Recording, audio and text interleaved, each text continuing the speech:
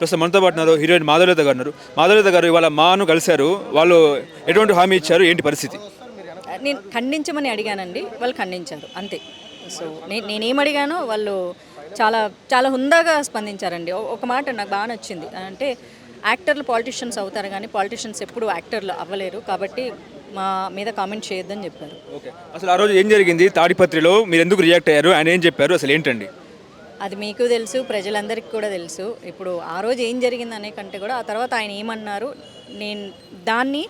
నేను ఎంత హర్ట్ అయ్యాను, సో దానికి నేను లీగల్ యాక్షన్స్ ఏం తీసుకోబోతున్నాను అన్నదానికి నా మొదటి స్టెప్ ఉమెన్ కమిషన్ అండి, సెకండ్ స్టెప్ హ్యూమన్ రైట్స్కి పెట్టాను, థర్డ్ స్టెప్ అంటే ఇట్లా యాక్షన్గా ఛాంబరు, ఫోర్త్ స్టెప్ ఖచ్చితంగా నేను లీగల్ ప్రొసీడింగ్స్ కంప్లైంట్ చేస్తానండి. ఇప్పుడు బీజేపీలో మాధవలత గారు ట్రెండింగ్లో ఉన్నారు కాబట్టి, ఉండాలి కాబట్టి ఇలాంటి వ్యాఖ్యలు చేశారని చెప్పేసి జేసీ దివాకర్ రెడ్డి చెప్పినారు. నిజమే అంటారా? ట్రెండింగ్లో ఒకవేళ ఆయన అన్నదే నిజమైతే ట్రెండింగ్లో ఉంచినందుకు ఆయనకి ధన్యవాదాలండి. నేను ఉండాలని చేయలేదు, నేను ఎప్పుడు చేస్తూనే ఉంటాను. నా సోషల్ మీడియా ఫాలో అయ్యే ప్రతి ఒక్కరికి తెలుసు, నేను 365 డేస్ యాక్టివ్గా ఉంటాను. నాకు అర్ధరాత్రి 3 గంటలప్పుడు ఏదైనా ఒక థాట్ ప్రాసెస్ వస్తే ఆ నిద్రమోహం వేసుకొని ఆ 3 గంటలప్పుడు కూడా నేను పోస్ట్ పెడతాను. నేను పెద్ద థింక్ చేయను, మంచిది అనిపిస్తే పెడతా. అంటే పక్క రాష్ట్రంలో ఉన్న వాళ్ళు కూడా ఏపీలో ఉన్న విషయాల మీద ఎందుకు రియాక్ట్ అవుతున్నారు అన్నట్టు కూడా ఆయన మాట్లాడినారు.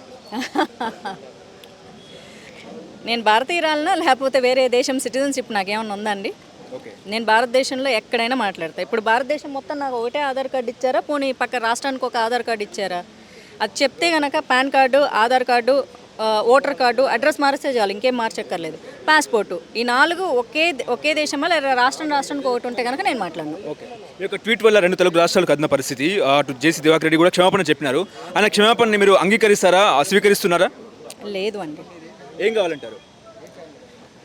ఏం కావాలన్నది నేను త్వరలో చెప్తానండి. అంటే న్యాయమే కావాలి. బికాజ్ ఇప్పుడు నన్ను అన్నారు, అంత మాట అనేశారు, ఏదో ముఖం మీద ఇసిరేసినట్లు ఒక సారీ పడేశారు. క్షమాపణ ఎలా ఉండాలంటే జీవితంలో అరే మనం ఇంకొక ఆడపిల్లను మనం ఏమీ అనకూడదు అనే ఒక ఫీలింగ్ ఉండాలి చూడు, ఆ ఫీలింగ్ ఆయనలో కనిపించలేదు.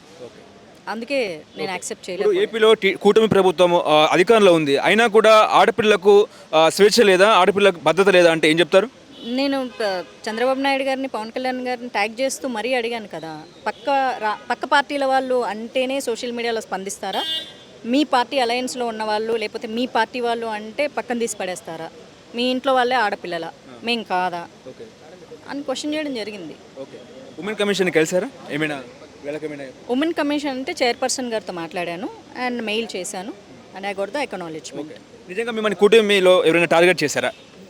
నన్ను ఎవరు టార్గెట్ చేస్తారండి? అంత అవసరమే ఎవరికి లేదు. మీరు సోషల్ మీడియా ఏ ట్వీట్ పెట్టినా కూడా కొంచెం ఇబ్బందికరమైన వ్యాఖ్యలు వస్తున్న పరిస్థితి. ఇట్స్ ఓకేలేండి, వాళ్ళందరికీ నేను థ్యాంక్ యూ చెప్పుకుంటా. I love haters.